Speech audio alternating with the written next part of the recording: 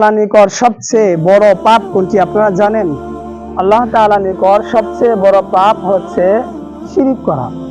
আল্লাহ তাআলা নাফরমানি করা 1000 রকম গুনাহ, কিন্তু সবচেয়ে বড় গুনাহ, সবচেয়ে বড় পাপ হচ্ছে তার সাথে শিরিক করা।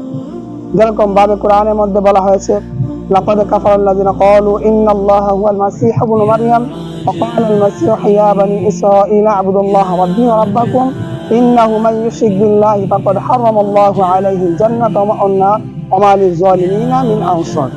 কাফেররা যারা খ্রিস্টান ছিল তারা বলে যে ঈসা আলাইহিস সালামই হচ্ছে আল্লাহ, কিন্তু ঈসা আলাইহিস সালাম বলেন না, হে বনী ইসরাঈলা, তোমরা আমার পালনকর্তা এবং তোমাদের পালনকর্তা আল্লাহর ইবাদত করো।